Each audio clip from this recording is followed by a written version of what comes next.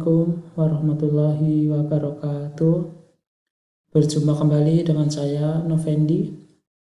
Pada pertemuan kali ini kita akan membahas mengenai balance scorecard atau disingkat biasanya BSC ya.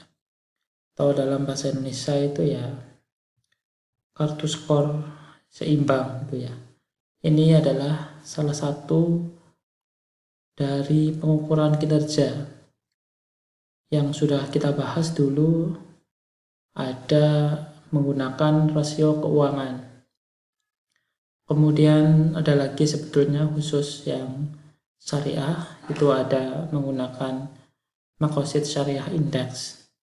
Kemudian ini yang paling sering digunakan atau bahkan bisa dibilang menjadi ciri khas akuntansi manajemen, yaitu balance scorecard. Yang baru-baru ini ada yang memunculkan versi syariahnya, yaitu maslahah scorecard.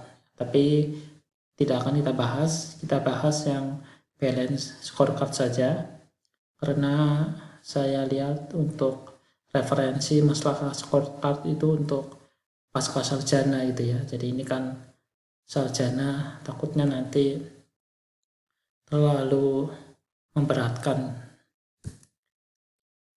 Untuk pokok bahasan saya ambil dari bukunya Rosidah dan kawan-kawan yang sudah saya share, tinggal dibuka aja, itu ada di bab 14. Dan bukan hanya di buku Rosidah ya, hampir di semua buku akuntansi manajemen pasti ada satu bab tersendiri mengenai balance scorecard.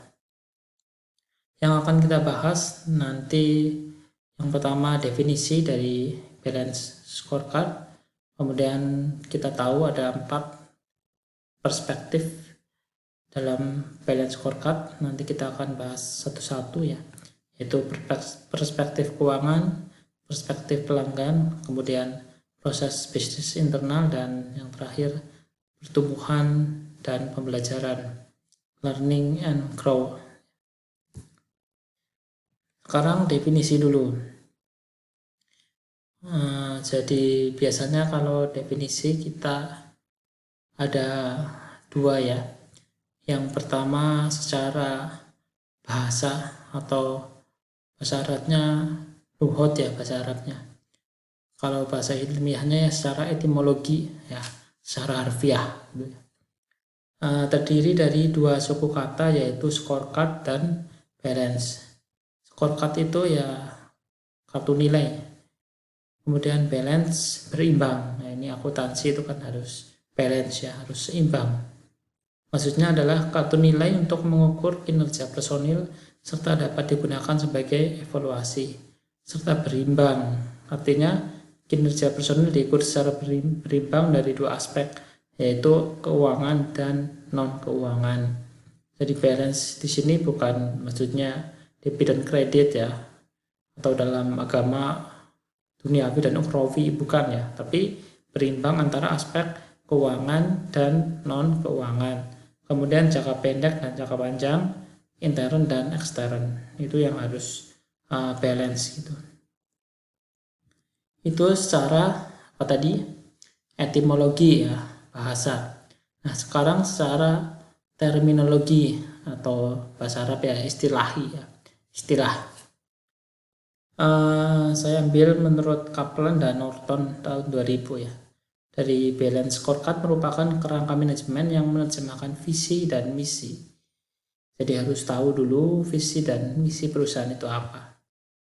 Ke dalam satu set pengukuran kinerja berdasarkan 4 perspektif ya, tadi yang sudah saya sebut dan nanti akan kita bahas ya. Jadi keempat perspektif ini merupakan penerjemahan dari visi dan misi perusahaan.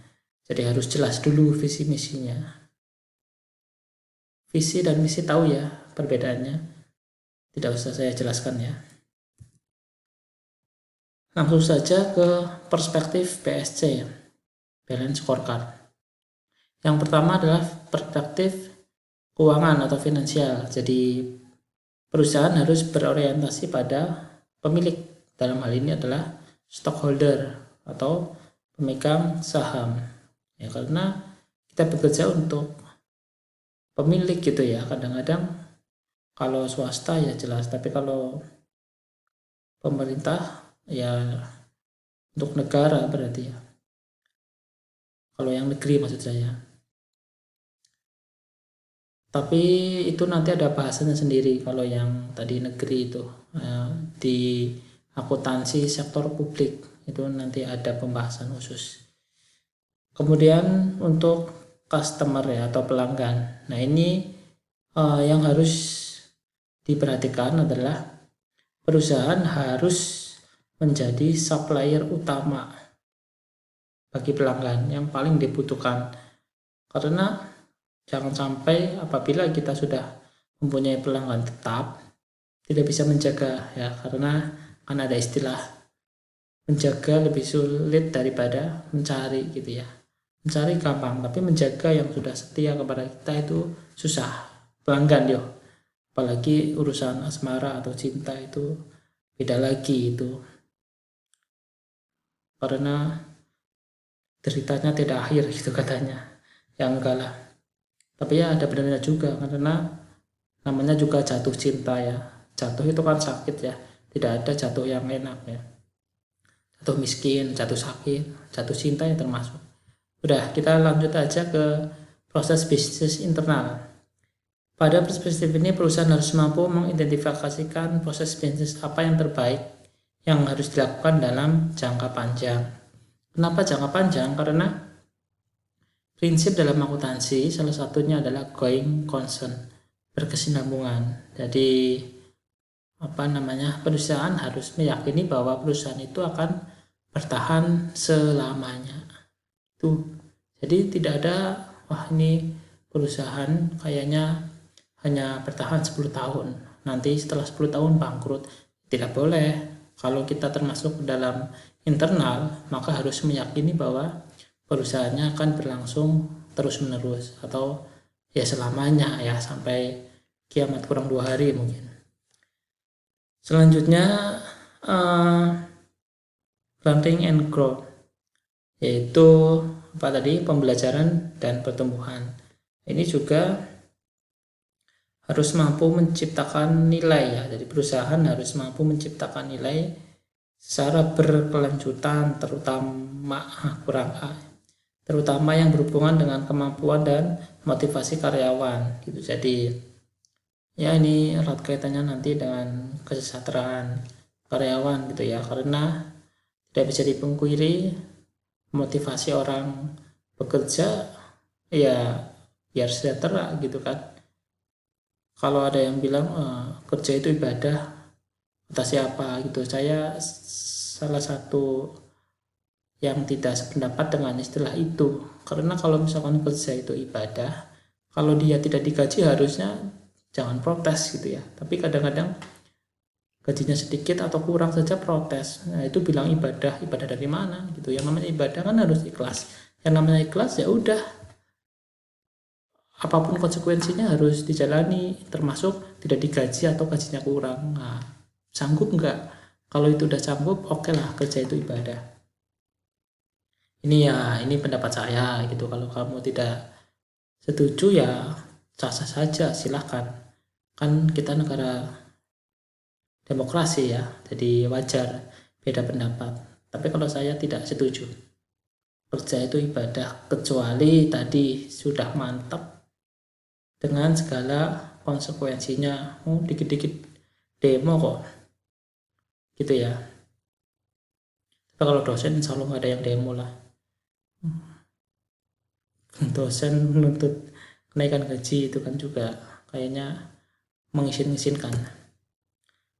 Udah, lanjut aja kita ke contoh langsung ya. Ini di luar perspektif keuangan, karena kalau kita bahas dengan yang keuangan itu lama, karena banyak untuk perspektif keuangan itu ya, banyak pengukuran dan juga saya rasa tidak mungkin saya jelaskan secara daring ya, karena hitung-hitungan harus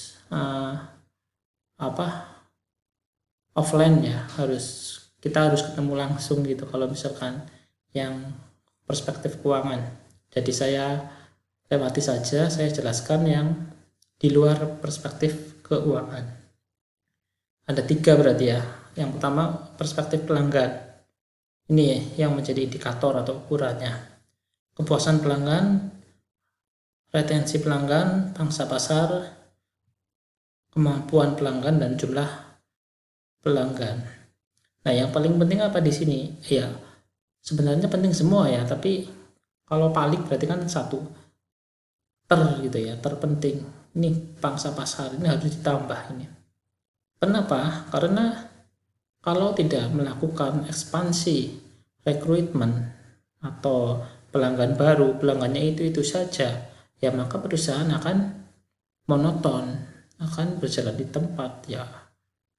Ya kalau daya belinya tinggi, kalau daya belinya stagnan tetap, ya tidak mungkin akan laba perusahaan ya. Makanya harus market share-nya harus bertambah.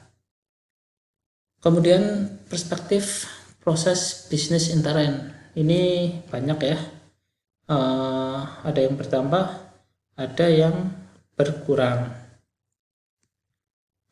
Yang saya rasa penting ini pengiriman tepat waktu, ini harus diutamakan ini. Kenapa?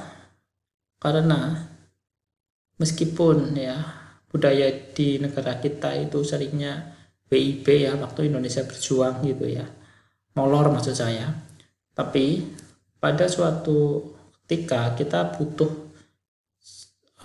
disiplin tinggi atau tepat waktu. Karena apabila kita yang menjadi korban, misalkan kita tidak menerima panggilan tepat waktu, apa yang kita rasakan pasti kan akan, kalau bahasa Jawanya mangkel kalau bahasa Indonesianya itu ya, tidak puas lah. Makanya tepat waktu ini menjadi penting dan harus ditambah gitu ya. Selanjutnya perspektif pembelajaran dan pertumbuhan. Ini untuk perspektif yang lain nanti dibaca sendiri ya dan dianalisis. Kenapa kok berkurang? Kenapa ini bertambah gitu ya? Karena tidak mungkin saya jelaskan semuanya, banyak sekali. Kemudian indikator untuk perspektif pembelajaran dan pertumbuhan ini ada 4 ya. Ada usulan tiap karyawan, ini harus ditambah ya. Jadi kita tidak bisa menafikan masukan dari karyawan itu. Jangan sampai karyawan udah kamu kerja aja, nggak boleh usul apa-apa, kan nggak baik. Kemudian nilai tambah dari karyawan itu juga harus ditambah. Nah ini ya, perputaran karyawan ini kenapa kok berkurang? Karena semakin bertambah atau semakin sering perputaran, maksudnya ada yang masuk ada yang keluar lagi terus, nanti akan berdampak buruk ya, karena harus ada penyesuaian, adaptasi dari yang baru. Dan yang lama yang sudah menguasai, misalkan apabila misalkan resign gitu ya, itu juga terkadang kita kehilangan, sehingga perlu dijaga agar perputaran karyawannya tidak terlalu sering atau tidak bertambah terus. Jadi perputarannya ya boleh lah, mungkin ada yang masuk ada yang keluar, tapi jangan terlalu sering, harus dikurangi. Kemudian jam pendidikan dan pelatihan karyawan ini juga harus ditambah biar karyawannya semakin berkualitas, tidak hanya kuantitasnya saja yang banyak tapi juga kualitasnya, sehingga perlu mungkin diberi beasiswa lah untuk studi lanjut yang semula S1 jadi S2, beasiswa dari perusahaan itu untuk karyawan itu, dengan catatan setelah lulus harus kembali mengabdi di perusahaan tersebut. Kemudian pelatihan juga penting, mungkin ini sifatnya insidental ya, maksudnya bisa sewaktu-waktu, tidak terprogram. Mungkin itu saja. Untuk selanjutnya tugasnya adalah kamu cari penelitian tentang PSC, kemudian jawab pertanyaan-pertanyaan ini di Google Form ya, sama seperti pertemuan sebelumnya. Mungkin itu saja yang dapat saya sampaikan. Semoga jadi orang sukses. Saya akhiri, wassalamualaikum warahmatullahi wabarakatuh.